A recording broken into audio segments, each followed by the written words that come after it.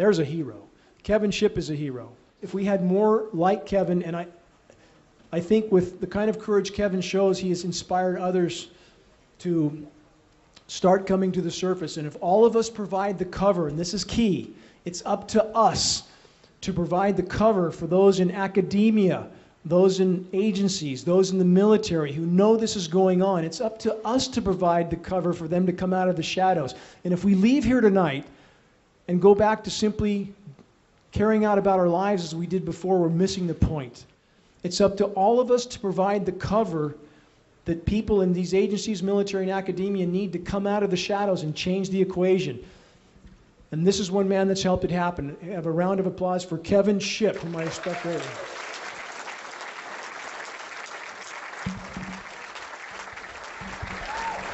Thank you, Dane. I always start by saying I refer to myself as a recovering CIA officer. And we don't go through 12-step programs, we go through 24-step programs.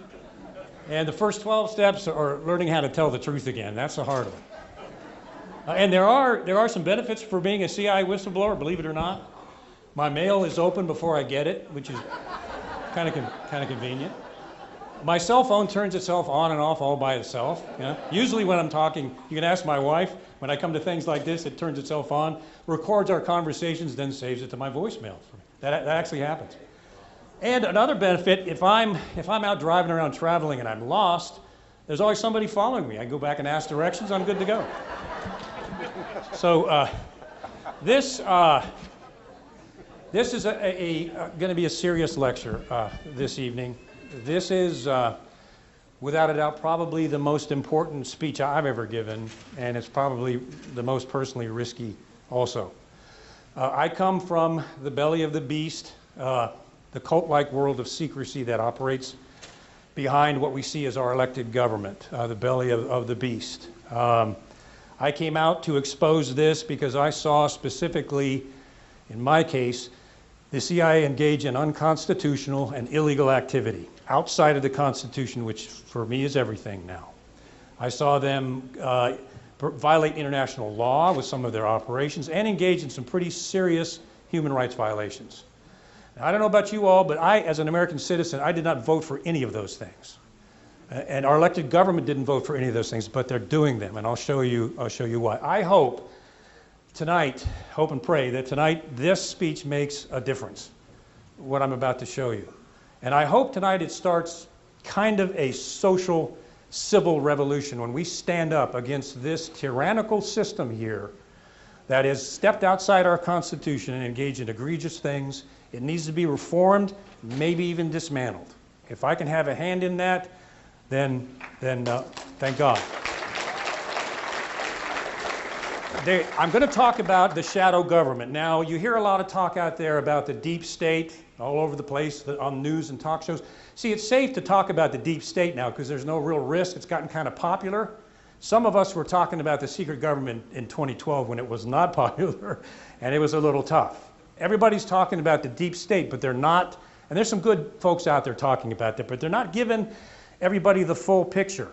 And they use the terms deep state and shadow government as if they're one and the same. They are not one and the same. They are two different entities in a vast trillion-dollar matrix that is now controlling our elected government outside the Constitution behind Washington, D.C. I'm going to show you how they do it. We got a lot of stuff to cover. Forgive me, I'm going to have to roll through a lot of this, and I'm hoping by the end some of your jaws may drop, but at least you're going to see what's going on. All of you, because I talk to people all the time, know that this government is functioning secretly and doing things that it shouldn't. You've seen it, you know it in your gut, you sense it. Every single person I talk to, including in the dining room this morning, yeah, something's not right here. Something is not right with our government. So let's get into this. I want to start by saying this because it is so important. We are, or at least were, a constitutional government. Were we not? Our government is founded on the Constitution and the Bill of Rights, isn't it? Now, I want to remind people that the Constitution is not a nice, fluffy, philosophical document. It's not just a good piece of ideology. It is the law of the United States. It is the supreme law of the land, and it supersedes the entire rest of the U.S. criminal justice system. So if a person, including the government, violates the Constitution, they have committed a felony. So let's just remember that. If the government violates the Constitution, they have committed a felony. So if they try to make the people look like the bad guys, we'll find out really it works the other direction. Remember this. It is the Constitution. That is the reason I'm standing up here, because we no longer live in a constitutional government. We are serving under a post-constitutional government staffed by congressmen who are now statesmen. So let's move on. The shadow government and the deep state are not the same thing. You hear people say this, well, the deep state is after Donald Trump because they're holdovers from the Obama administration that are penetrators into the CIA and others. Ladies and gentlemen, that is a smokescreen. I'll show you that the shadow government is not leftover Obama people. It is a matrix system that has functioned across every single administration going back to JFK, Republican and Democrats alike. So the shadow government is the secret part of government. The CIA, the NSA, and I'll show you a host of other secret intelligence agencies that are part of the shadow government. It functions through the unbridled, unconstitutional power of secrecy. That's the shadow government. Beneath the shadow government is what you hear a lot of talk about. It's called the deep state. Now, the deep state is this massive financial, multi-billion-dollar, trillion-dollar matrix that includes the military-industrial complex all of you probably have heard about. I'll shed a little bit more light on that. The deep state functions in the same matrix connected to the shadow government, but much of the time the shadow government rules the deep state through the power of secrecy. Secrecy agreements, the state secrets privilege, and other things. So they are intimately connected in running our government behind the scenes. They manipulate our elected government behind the scenes. Now that is a dramatic statement. I think by the end of tonight I'm going to prove to you that it's going on. I saw it personally. There's a lot of things I can't talk about. I have to watch everything I say, honestly.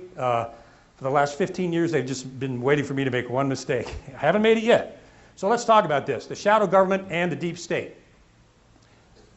Deep state is run by money, power, and greed. That's what runs the deep state. The shadow government, their fuel is fear and intimidation. Here's the shadow or secret government, the unconstitutional power of government secrecy.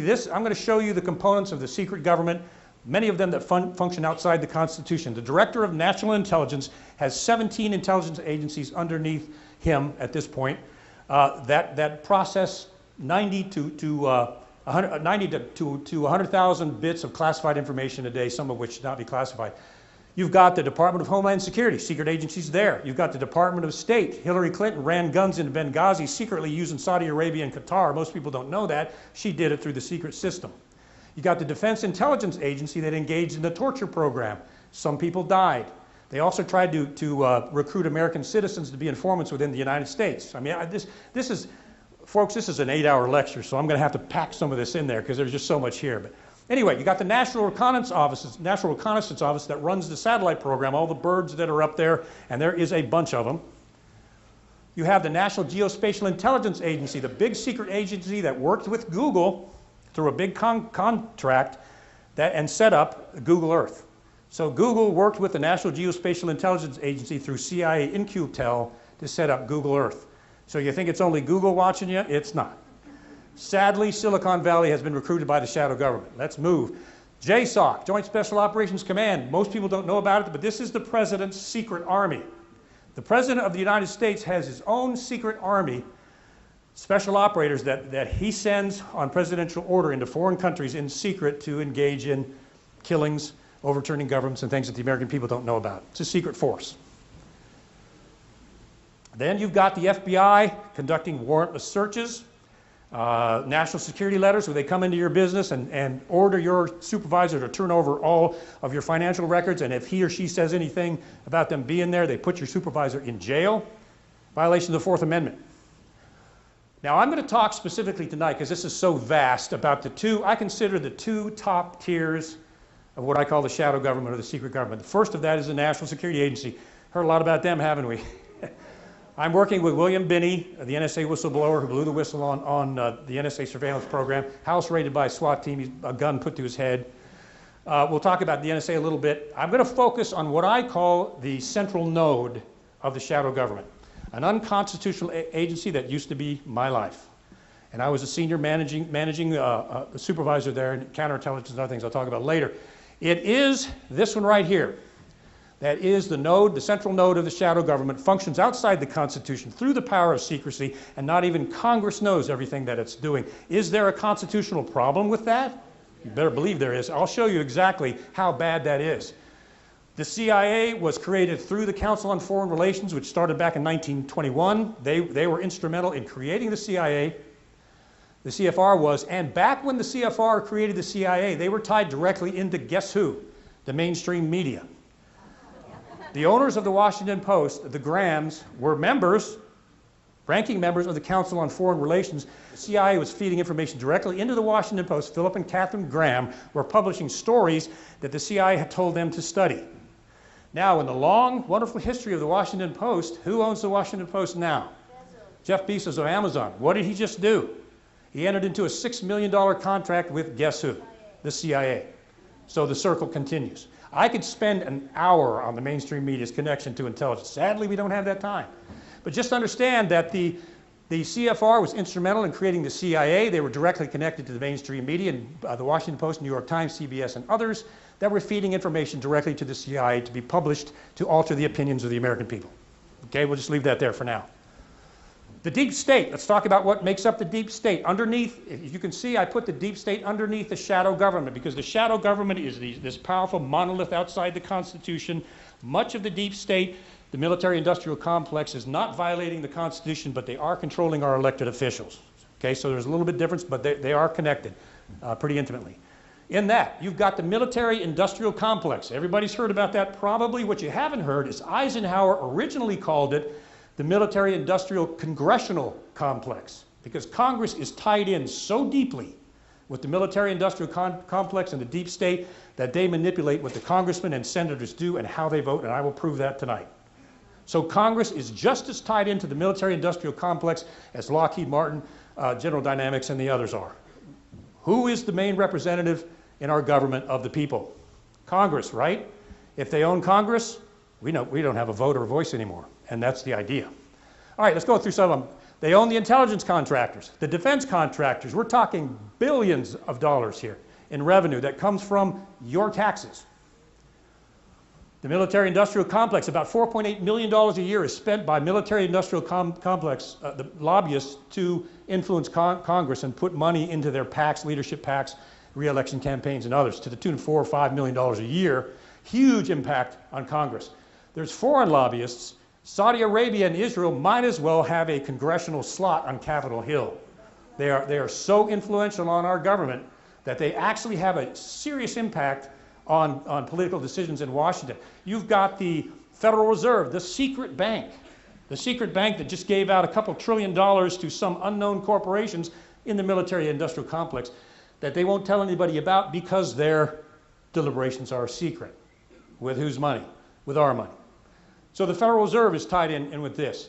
We've got Wall Street.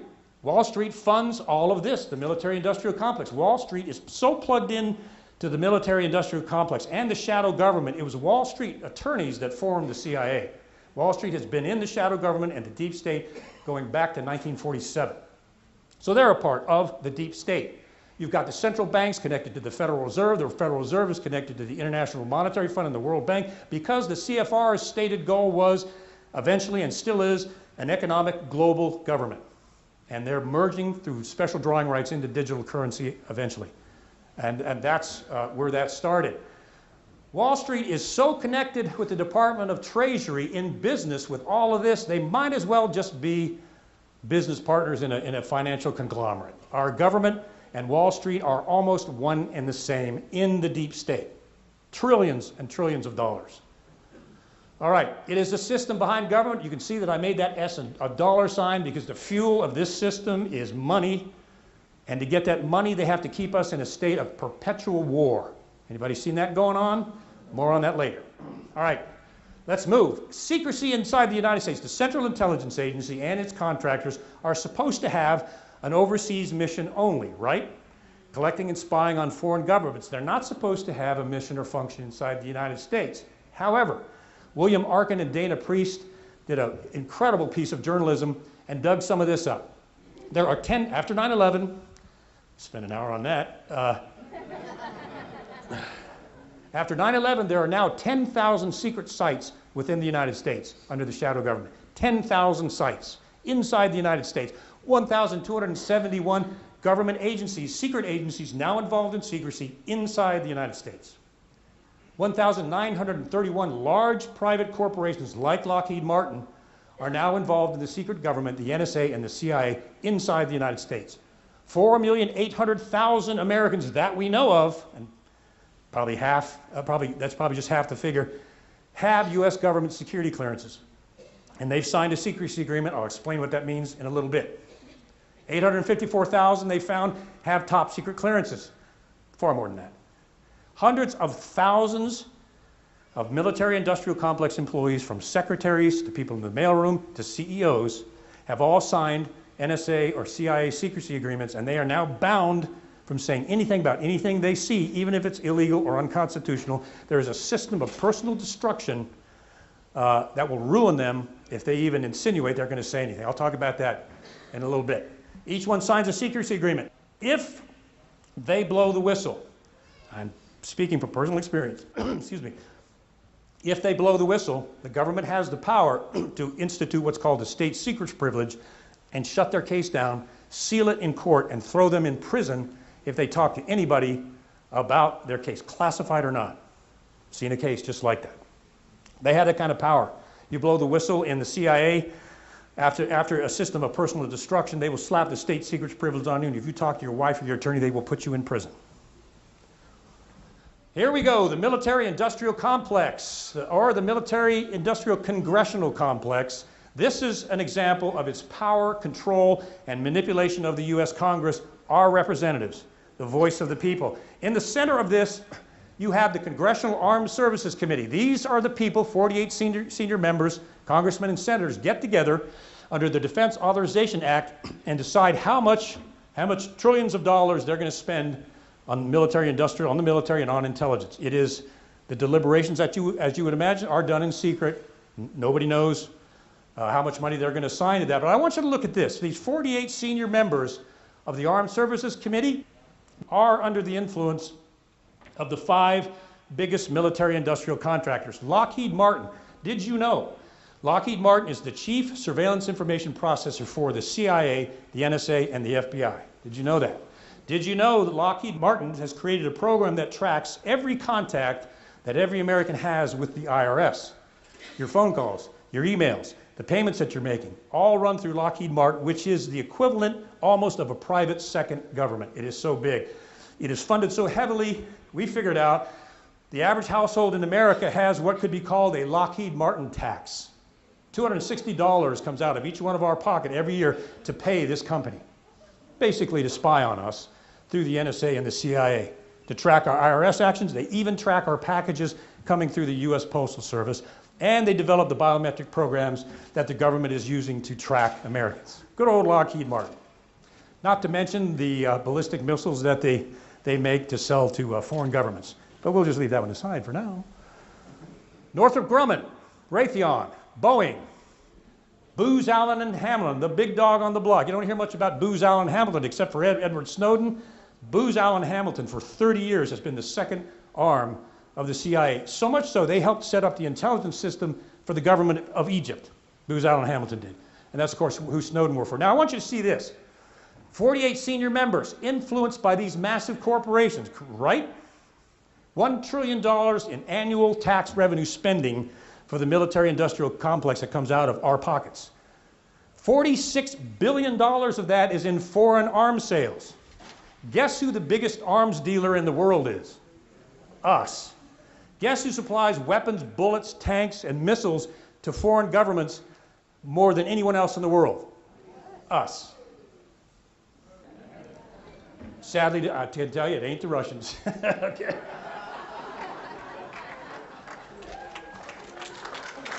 Why do you think they're pushing the Russian story so hard? It's called a diversion, right? A smokescreen. Now I want you to see Lockheed, Northrop, Booz, Raytheon, and the rest. This is how much they contribute into these congressmen and senators' re-election campaigns and leadership PACs in a year. $700,000 they contribute to each one of these senior members of the defense that vote on the Defense Authorization Act. Do you think they have an influence over what these congressmen and others vote for or vote down? They control them. You're all union. Well, yeah, the dark union, the dark side union, yeah. Yeah, no doubt. And despite his recent illness, which is irrelevant to this presentation, we've got the poster boy of the military-industrial complex, Senator John McCain, who, if you haven't noticed, is on every talk show and every news program pushing what? War, arms, covert action, overturning Ukrainian government, Syria, and all of that. Do you know why that is? Could it be because Senator McCain is given $694,508 a year in contributions from these big dogs a year? Do you think maybe there's a conflict of interest there that's causing old John to get out there and do this? War is big money for John McCain. So can you see how the military-industrial complex manipulates the Congress and the Senate of the United States? And there's more, far more manipulation than this. I'm distilling down kind of the bullseye of how it does it. Let's go. What most people don't know about until tonight, there is what I call a secret intelligence industrial complex. It's secret. Nope, you don't know it's there. In the center of that, you have the shadow government, the CIA, the NSA, the National Geospatial Intelligence Agency, and the NRO. That is the secret government. Massive, massive. Around that, however, you have got the big five conglomerate intelligence contractors, just like the military-industrial complex. For example, Leidos Holdings, massive corporation, does the bulk of the CIA and NSA secret classified work that nobody knows about. CSRA, another big one. CACI, they're the ones who ran the Abu Ghraib torture program, where and trust me folks, the torture program was not just waterboarding. That is a bunch of baloney. And for them to say that it yielded actionable intelligence is also a bunch of baloney. They got no legitimate intelligence out of the torture program at all. That is a fact. SAIC, who blew the NSA Trailblazer program, which Thomas Drake came out and blew the whistle on, related to domestic surveillance, lost $7 billion of taxpayer money. And they're still employed by the government. See, they engage in fraud, abuse, waste of money, failed programs, and the government covers it all up. The taxpayer who fund these things never even find out that they did it. SAIC, along with Booz Allen and Hamilton, lost $7 billion in a failed NSA program of taxpayer dollars. Did you read that in the paper anywhere? Anybody? No. No, of course not. And there's the big dog Booz Allen Hamilton, former home of Edward Snowden. $50 billion annual tax revenue a year is what goes into the secret intelligence industrial complex that no one knows about. Look at this. It's all top secret, unreported work. They report to no one. They are accountable to no one. They're not accountable to Congress. Most of the time, they're not accountable to the president. We'll talk about him or her later, what the office of the president is and is not. And there is no accountability with the secret intelligence industrial complex at all. No one even knows it's there. And it's billions of tax dollars in secret budgets. That's just the tip of the constitutional problem iceberg. Now, I have to throw this in because I am passionate about this. Our country is suffering. We've got poverty in the United States. We've got a crumbling infrastructure. We've got people that are hurting, and yet the deep state and the shadow government spend $50 billion a year is the total intelligence budget, IRS tax dollars. $598 billion is the total defense budget, $150 billion, the cost of overseas military bases, many of which are no longer necessary, $5.9 billion in military aid to foreign countries, $5.9 to Pakistan and other countries that really don't like us very much. But we're giving them this kind of taxpayer dollars to fund and operate their programs. I think we just gave Saudi Arabia, I think it was $2 billion in military equipment. Saudi Arabia hates us. The very foundational doctrine of the Saudi Wahhabi doctrine is they hate the West, and we're feeding them billions of your dollars. $4 billion in congressional lobbyists. This is how much congressional lobbyists influence the congressmen and senators every single year. Now, we have a problem with this. I do, because I'm passionate about this. $803 billion of your money is going towards this, while the cost to Americans' vital security, the important things, the federal government was created to take care of the safety and security of its people. That's its function, right? Or at least it used to be. Well, Social Security, They stole the money. It is empty. It's in the red. Congress and Senate stole that money. Oh, it's an entitlement program. No, it's not. Most of you out there, especially that are retired, we contributed our entire life in a mandatory fashion into Social Security, did we not? That is our money that we put in there in every single paycheck. They stole it and took it out and spent it, and it's now gone. And now they're saying, oh, Social Security, it may not survive. There's not enough money left. Well, I can tell you where you can take that money from, right here. Put it back from where you stole it from. What about this? Oh, Medicare. Oh, these seniors costing us all these entitlement programs. We got to defund that and scale it back. If we don't, Medicare is going to go bankrupt in 10 years. I can tell you where to get the money from Medicare. How about right here? We didn't vote for any of this anyway. A little bit more. Medicaid, we've got to defund it. It's an entitlement program. We're giving things to people that they're not working. So we've got to take it back. We don't have the money to fund Medicaid anymore. Well, we can see now why we don't. It's being taken. Healthcare took decades for them to do. When seniors had no health insurance, some people were dying, they were going bankrupt, so they come up with healthcare, and as is often the case with government, they mess it up. Now they're looking at it again, and if you could imagine what they want to do now in the current administration is they want to exempt pre-existing conditions from healthcare because it's too expensive. How many people out there know somebody with a pre-existing condition? Touch the neighbor next to you and everybody's touching somebody. That's 40, 50% of the American population will not be given insurance under the new program. And if they are, it's going to have to be maybe twice as expensive so they can cover their own risk. Nonsense. The infrastructure is crumbling. The economy, unemployment, poverty, the economy is really about 20%. Americans are suffering in this country, and how in the world can there be poverty in the United States of America when we've got that kind of money floating around out there to topple governments, engage in foreign coups, and send missiles and things like that to Syria? I think that maybe it's time for us to rock the boat a little bit, maybe. Now, let's focus on my old home, the central node of the shadow government. Harry Truman created the CIA without congressional input or approval. It was 1947 National Security Act, and then it went into force in 1948. After 4 or 5 years of CIA operations, they had gotten so off the rails, human rights violations, on and on and on it went. He made this statement in an op-ed in the Washington Post, quote, "There is something about the way the CIA has been functioning that is casting a shadow on our historic position of freedom, and I feel we need to correct it." Ironically, that was in the Washington Post, December 22nd, 1963. 3 days later, the Post removed that article. Washington Post, CFR, CIA, Philip and Catherine Graham, his article was pulled. He later made the statement, he considered the CIA was a sinister and mysterious agency. Having been there, I can tell you, as most people know, that is a fact. So let's talk about this. Humbly, meekly, and mildly, I may be the first CIA guy that's ever come out and said this about it, because we're kind of in a bit of a vice. But anyway, the CIA, the central node of the shadow government, controls all of the other agency branches. Now, they say the Director of National Intelligence, he was created to rein back in the CIA, so it's now controlled. It's not. I can tell you the CIA still controls and has influence over the other 16 intelligence agencies. Let's go on. It controls these multiple defense and intelligence contractors I just told you about. It's bound them by secrecy agreements, and it's got them under the state secrets privilege, and there's no wiggle room. Manipulation of the president and political decisions. Remember the false intelligence that went to the president about Iraq, intentionally falsified, by the way, that led to the worst military mistake in U.S. history. The Iraq invasion based on false intelligence from the CIA cost 500,000 Iraqi civilian lives.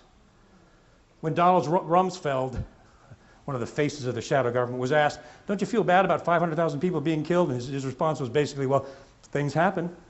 Yeah, things happen, buddy, like putting you behind bars. I wish I could see that." But Iraq destabilized the entire Middle East and has been a bloodbath, and it continues to be a bloodbath based on false intelligence fed to a president willing to accept it. 5,000 U.S. troops were killed. The estimates are between 20 and 30,000 U.S. troops have been wounded or maimed or have PSD and are committing suicide because of the Iraq war. Awful. It has the power outside the Constitution of the United States to start foreign wars through covert operations. It engaged in the torture program. Drones. To date, the drone program from the presidential kill list has taken out 8 wedding parties, going after one so-called terrorist, and they took the whole wedding party out. They call it collateral damage. Human life's cheap to this shadow government, folks, and that includes us. They've staged 80 coups overseas, and they've engaged in multiple false flags. I endorsed a book called Operation Gladio, The Unholy Alliance. I recommend you read it. It's by Paul Williams. He documents the CIA staging false terrorist attacks in Italy to make it look like the Italian government was doing it, and they killed at least 491 people to do that. Operation Gladio, I highly recommend it. It's so good, I reluctantly endorsed it. When I was done reading it, I'm like, oh my God, you nailed it. It's created, and this is what I want to nail, it's created with no congressional approval. 1947, fully operational 1948. No approval of Congress, no oversight votes of the American people, completely outside of the Constitution. And that's what I want you to remember. The CIA is an unconstitutional organization, and it functions like that. It was not created through the constitutional process, and that's why we're seeing the mess that we're seeing. It is staffed by unelected officials in positions of huge power that can send us to war. They're not elected by you. They're not run through Congress. They're put into place through secret clearances and secret programs, and we have nothing to say in those. Anybody feeling warm and fuzzy yet? Can we pass out Excedrin maybe or something? It doesn't get any better, man, I'll tell you. All right, it manipulates Congress with secrecy. I'm going to show you examples of that in a moment. Manipulates the judiciary through the state secrets privilege, which shuts down legal cases. The Foreign Surveillance Court, the FISA court, is a secret Supreme Court that approves warranted wiretaps on Americans outside the Constitution. Now, let's go back to the roots, because the tree is always an evidence of the roots of that tree, and so is the fruit, right, as the saying goes? The Central Node, the CIA, created by the National Security Act of 1947. That's what brought the CIA into being, by Harry Truman. The CIA was made accountable only to the President of the United States through the National Security Council, and Truman later deeply regretted that because it was taken outside the constitutional congressional process completely, and it went horribly rogue. This is in the National Security Act of 1947. This is the authority given to the CIA. I want to read this carefully. It allows the CIA to, quote, perform such other functions and duties as the National Security Council may from time to time direct. How broad is that? And the thing is, it said nothing about authority for covert operations anywhere, ever, in its entire charter, in its original setup, nothing. So, there's no definition of what the CIA can or cannot do.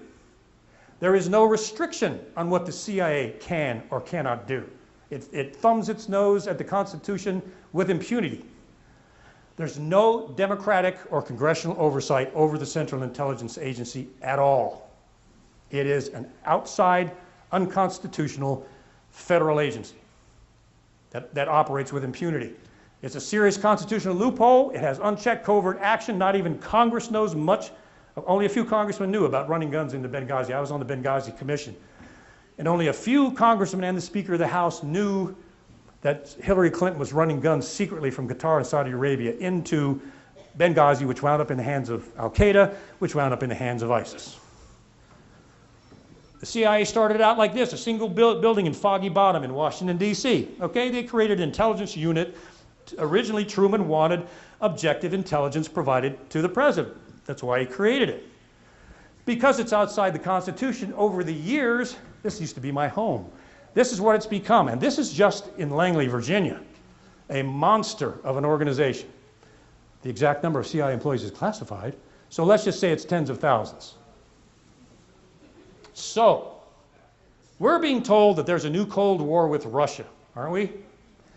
The mainstream media, which I had an hour on that one, is telling us that Russia controlled our elections, hacked into everybody.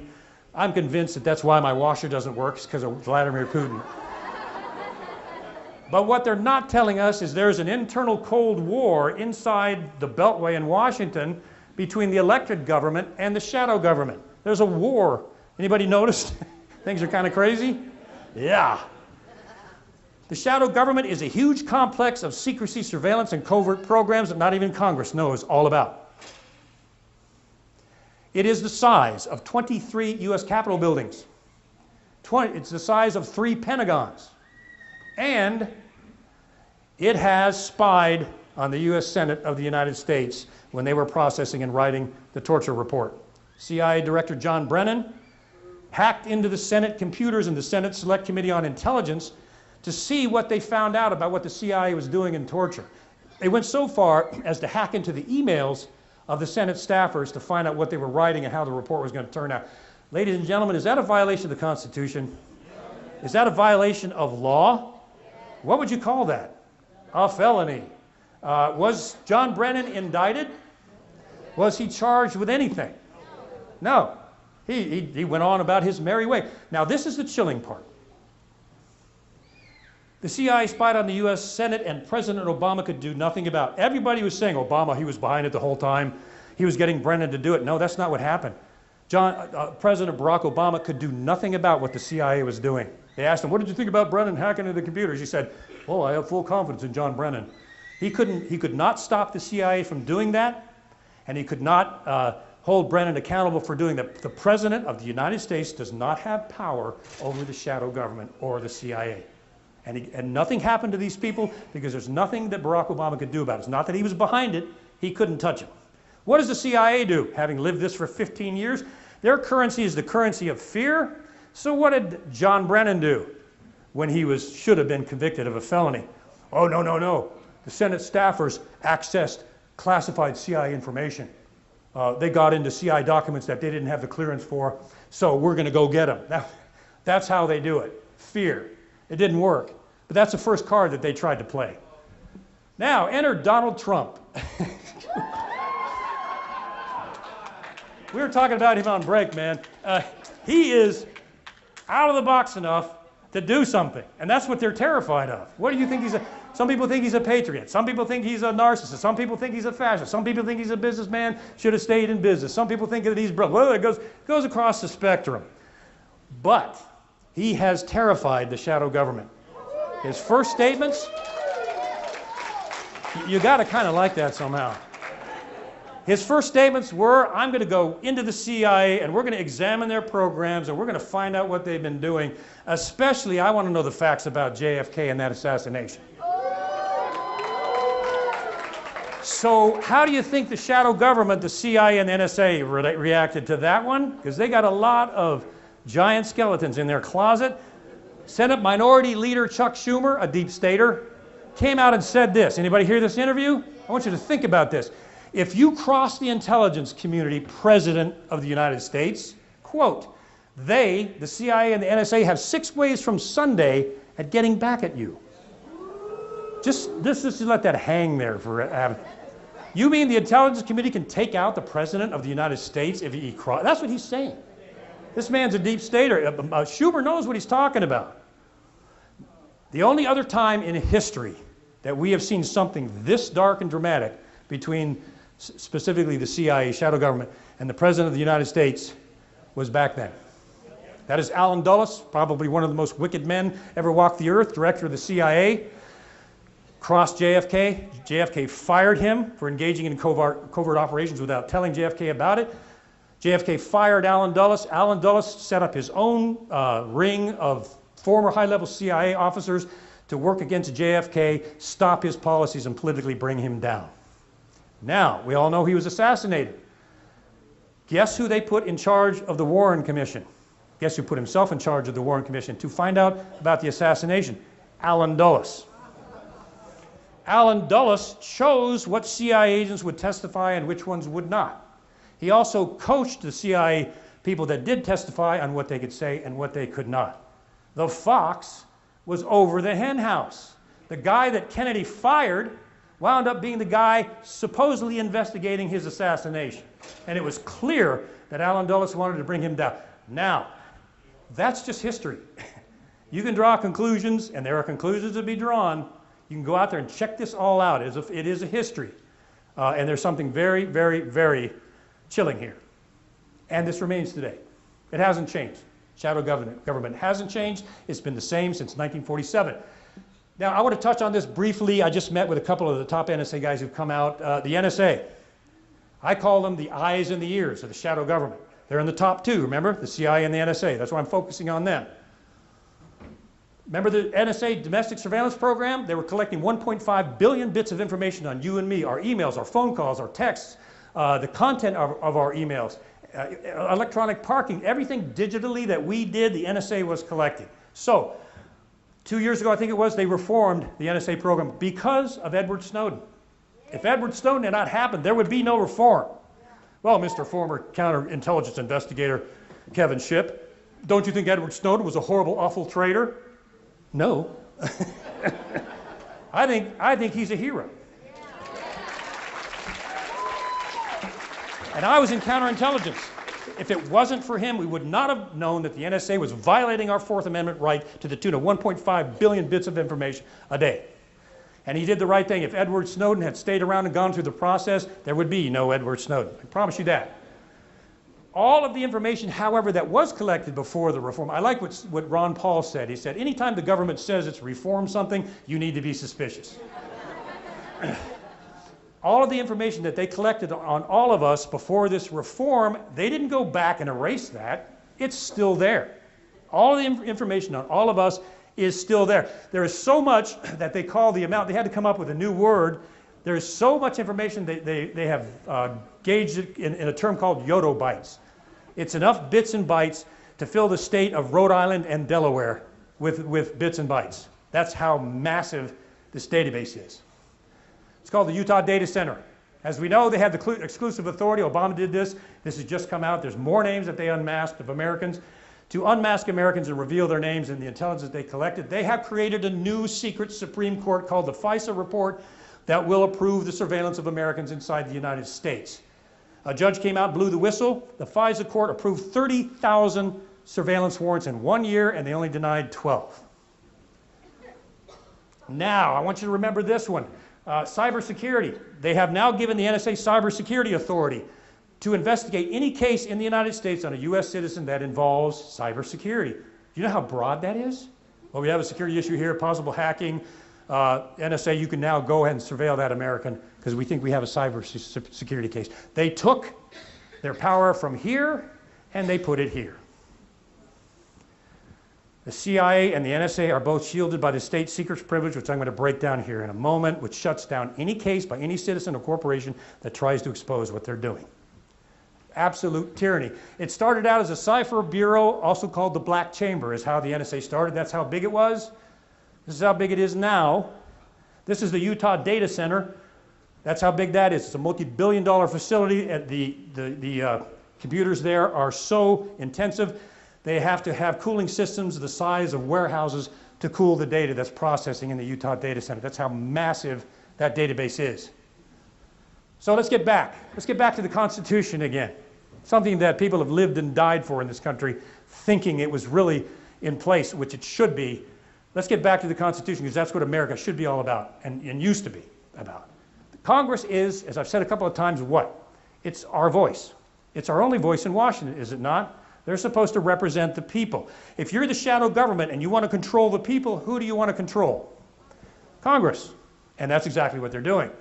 Congress has the legal authority to control the CIA through its budget. That sounds really good, doesn't it?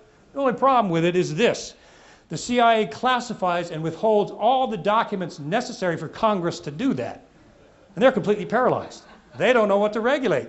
The entire budget is secret. So there's nothing they can do. Boom! Well played, CIA. Well played. Congressional oversight. The House Permanent Select Committee on Intelligence, the Senate Select Committee on Intelligence. Well, we've got oversight of the CIA with the Congressional Oversight Committees. No, we don't. I know from being in there. These committees are understaffed. Most of the investigative work is done by a handful of staffers who are inexperienced. The turnover is huge, and most congressmen and senators are never going to dig deep into the CIA, because if they do, it is political suicide. They don't go there. I've been told there's closets full of things that they should be investigating. They just shut the door and ignore them. And I have a personal case of that actually happening. Military-industrial lobbyists, I showed you that, control congressmen and senators, no doubt about it. There's a revolving door between Congress and the Senate and the military-industrial complex. If you do what Leidos Holdings does, if you do what Lockheed Martin wants you to do, when you leave Congress, if you're a staff or a senator, you're looking at a $6 million job with General Dynamics, which they promise you through the whole process. Former FBI Director James Comey when he worked with the para-government Lockheed Martin, they paid James Comey $6 million in 1 year, while Lockheed was making big contributions into the Clinton Foundation. Comey goes back to the HSBC, laundering money from Mexican cartels and CIA involvement. The guy's rap sheet reads like a CIA operative, for goodness sake. And we all see how he basically indicted Hillary and then let her walk. If one of us in the CIA had done 1/100th of what she did, we'd lose our job and probably be in jail. Shadow government, secret government, controlling elected government, probably one of the clearest cases in the last 20 years I've ever seen.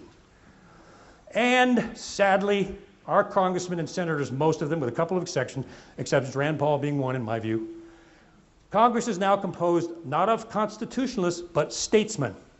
They have no intention of changing the system.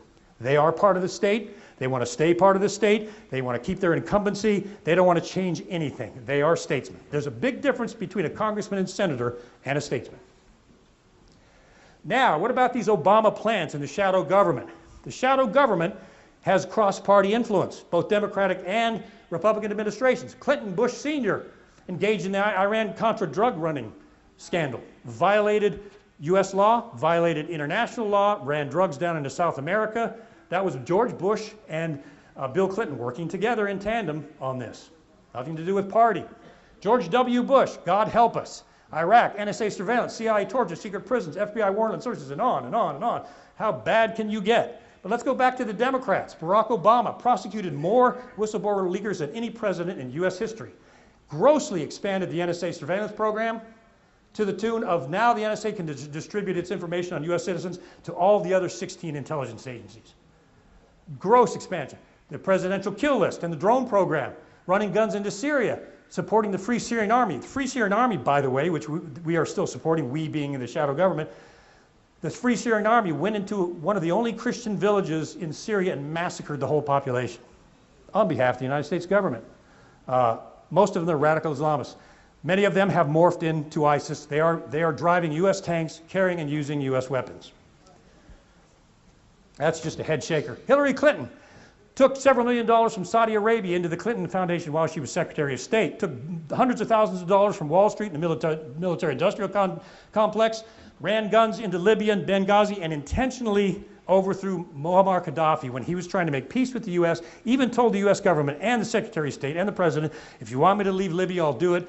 I'll get a safe haven in another country, whatever the U.S. wants. Secretary Clinton engaged in what I consider a de facto assassination of Muammar Gaddafi, ruined that entire country. They took billions of the dollars and laundered it into the black market. I did, on the Intelligence Hour 2 weeks ago, we got into that in some detail.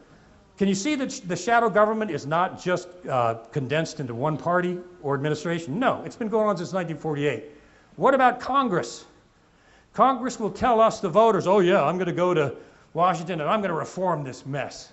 We're going to clean all this up. But what do?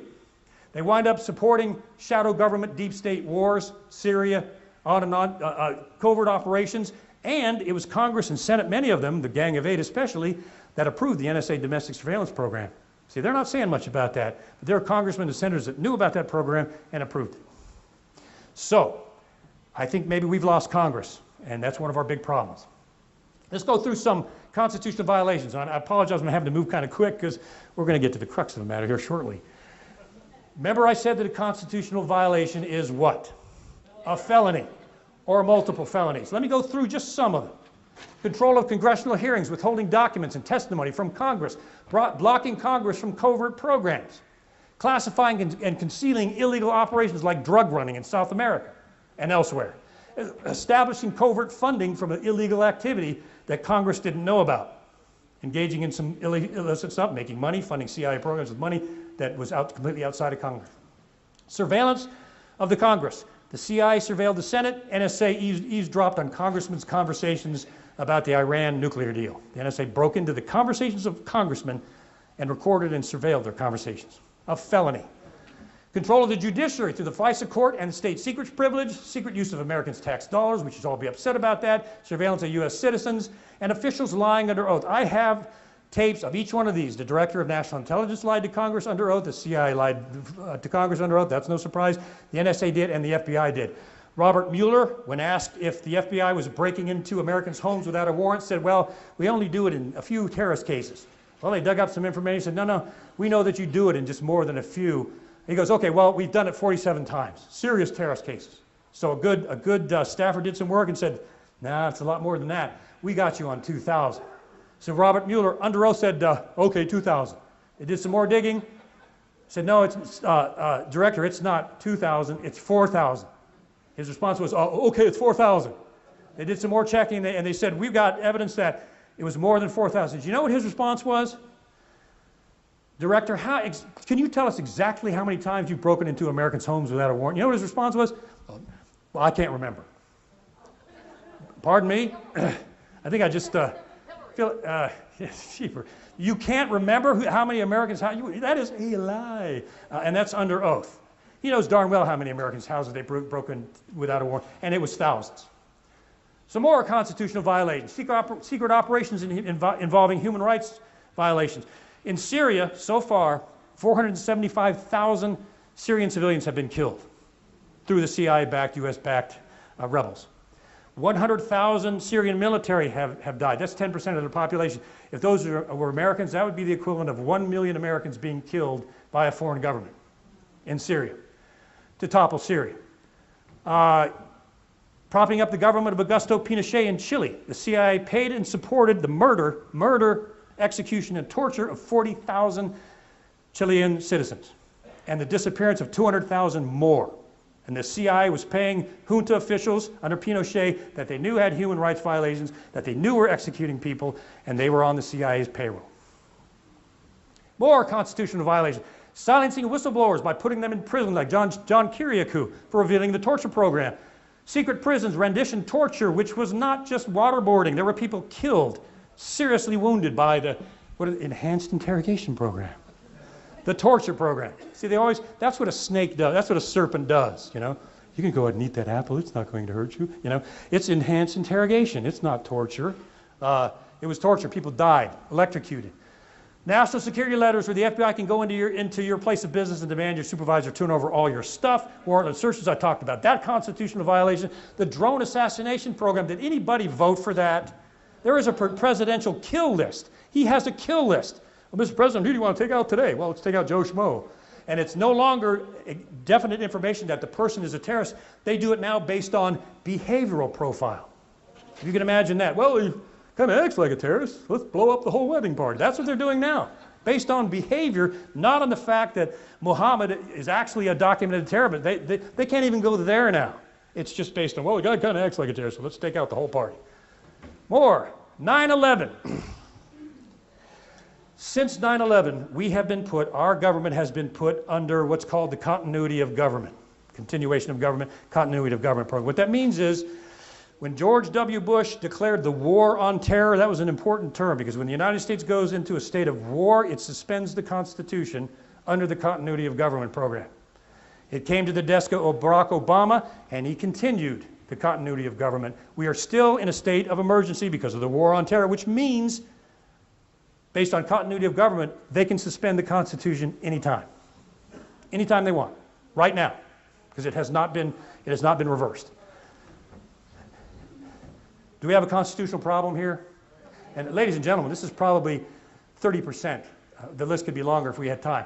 So what does the shadow government do? If you play by the rules, you'll get rewarded. If you don't, people like me, they'll turn on your cell phone and stuff like that. But if you play by the rules, here is George W. Bush giving the Presidential Medal of Freedom to CIA Director George Tenet, rewarding him for providing falsified intelligence leading to the Iraq War and the death of hundreds of thousands of people on purpose. Withholding critical information prior to 9/11, the CIA was tracking and had the identities of 2 of the alleged bombers the entire time leading up to the attack. After the attack, the CIA was the only federal agency that refused to provide any information on what it knew before 9/11. It classified everything. George Tenet, master of the torture program, renditions in secret prisons, and invoked the state's secrets privilege to seal cases against them more than any other CIA director in history. Now, guess who his chief of staff was the whole time he was doing this? None other than our sinister buddy, John Brennan, who was later rewarded to be who? The director of the CIA, following in George Tenet's footsteps. See, the shadow government rewards the faithful. What did Brennan do? More torture, drones, spying on the Senate, and more use of the state secrets privilege, just like his daddy, George Tenet. Shadow government continues. They will reward their own despite gross violations of the Constitution. I call this, in the book, the tyranny of secrecy. This is the new tyranny. They use secrecy to engage in things that are not only unconstitutional, they are flat out illegal. And they're directed not at foreign governments, but at the American people. It is the new form of tyranny. If you want to keep things from Congress and outside of the elected government, what do? You classify it. Do you remember this quote? The very word secrecy is repugnant to a free and open society. And there is very grave danger that an announced need for increased security, 9/11, will be seized upon by those anxious to expand its meaning to the very limits of official censorship and concealment. Have we seen that? Now, going back to when this statement was made, he also said this: I will splinter the CIA into 1,000 pieces and scatter it to the winds. Enter Allen Dulles, enter the assassination, enter Allen Dulles being charged of the Warren Commission, the Fox investigating the hen house, and that's how that transpired. Our government has not been the same since 1948 and the creation of the CIA. That's when we lost our Constitution. It was in 1947, 1948. I want to talk about this because you need to know about this. The state secrets privilege, the ultimate in government tyranny. An Air Force B-29 Superfortress bomber on a so-called classified mission crashed in Waycross, Georgia, supposedly in a classified experiment. 9 of the crew members were killed. 3 of them were civilian RCA members. So the widows of the RC members asked the Air Force, demanded, we want to know how our husbands died. What happened? I mean, we lost our husbands, their kids, one of which is in my book. We lost our dads. What happened? Well, the Air Force said, well, we can't tell you what happened because the details are classified. We're going to see more of this MO later. Believe me. It's classified. And the widows filed suit. Said, oh, no, it's not. We want to know what made that thing crash and what killed our husbands. So what did the government do? It invented this. This is based on the doctrine of the monarch of King of England. That's where the state secrets privilege came from. I thought we were supposed to be free from the king, weren't we? Wasn't that the general idea? That's where they got the state secrets privilege was, and they shut the entire case down, sealed it, and told the widows if they talked about it, they'd go to prison. However, the crash report was found on the internet unclassified, and what it revealed was serious gross negligence on part of the pilots that drove that thing right into the ground. I've been to the site. It's in Waycross, Georgia. If you got a chance, go there and visit. It's pretty sad. So the executive and the judiciary branch made the state secrets privilege law. It is now law. And what is most chilling is the most tyrannical power of the U.S. government, which has shut down any scrutiny of the NSA surveillance program.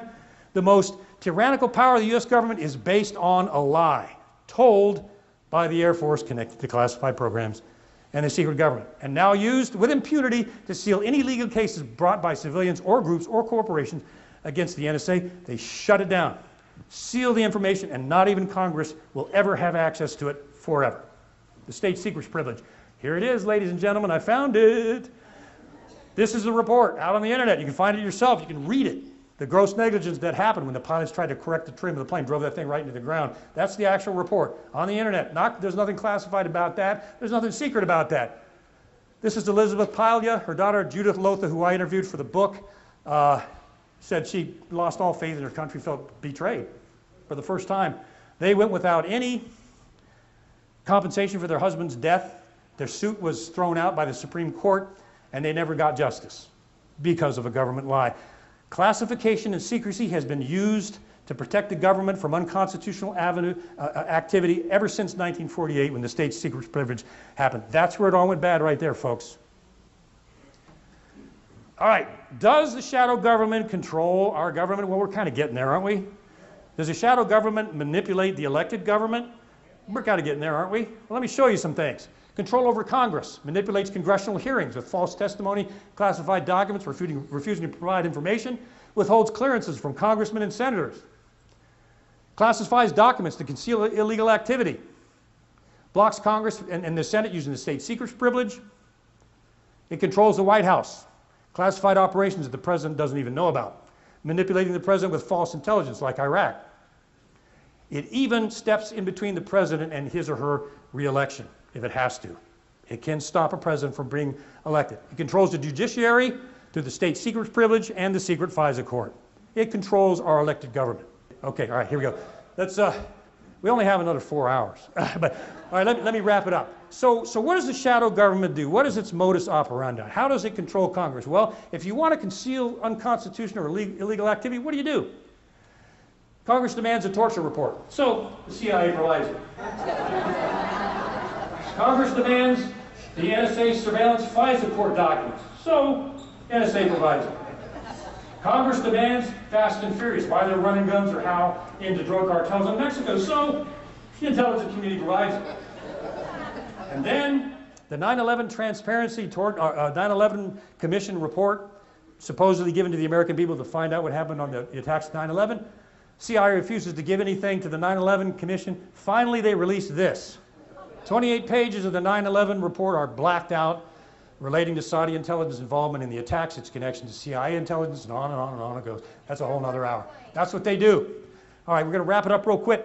The question that I'll answer as we finish this up here is, if these things are happening in this size scale, why is no one, other than your humble correspondent, blowing the whistle and revealing these things?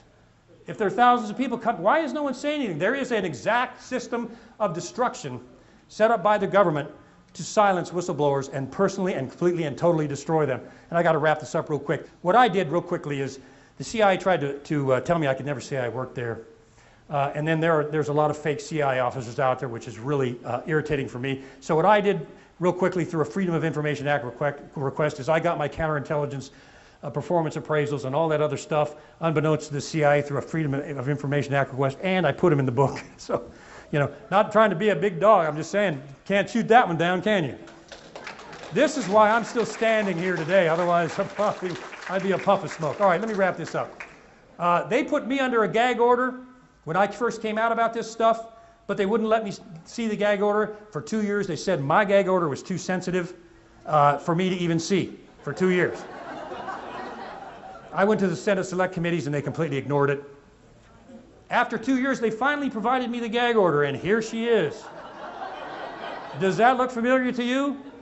Same MO. You could call this, and my case was sealed. I was told I would go to prison if I talked about it to anyone, so I put it in the book.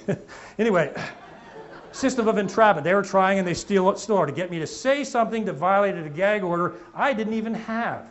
That's what they do. Okay, let's wrap this up, you guys. There is a system to destroy whistleblowers. It is exact. It will destroy them financially, personally. It will destroy their career, and if necessary, it will go after their family and destroy their family financially. And I don't have time to go in. These whistleblower acts are a farce. We don't have time to go into detail. There's an internal system of personal destruction, and on and on and on. The news media is compliant. So there is a whole system that they use. Sadly, we don't have time, maybe at another conference, to go into it, but there is a specific system that they use to destroy a whistleblower. And they use it, they've used it thousands of times because it works.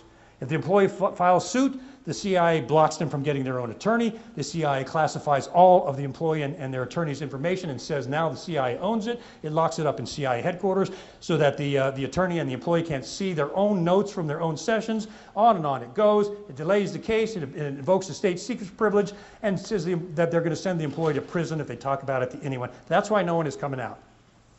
All right, we're wrapping it up here. I want to get to the end and then I'll stop. It goes on, and I've documented this.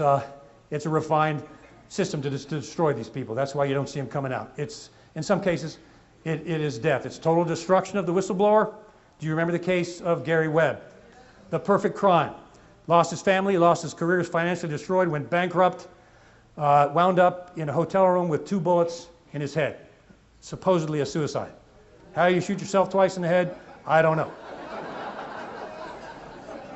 Bill Binney exposed the NSA surveillance program. FBI SWAT team raided his house.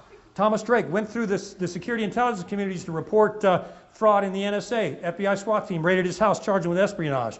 Kirk Wiebe, same thing. FBI raided his house. John Kiriakou, as Dane mentioned, put in prison for 2 years for blowing the whistle on the torture program. So, what did I do in the book? Because they blacked out pages in the book. It was illegal for them to do that. They cannot black out information. That's not classified. It was environmental tests, doctor's diagnosis, break-ins, witness testimony. So what I did was I put a code in the book, a digital code that exposes, this is the actual shadow of a young man who almost died. They didn't know that was his actual shadow. They do now.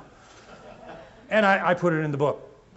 So, shadow government hates the light. As I wrap it up, last couple of slides, what do we do about this? And again, this is another 6-7 hours of information. What can we as Americans do? Because we have a shadow government now that is running our elected government behind the scenes. What can we do? Well, one of the things is start a grassroots civil movement across America.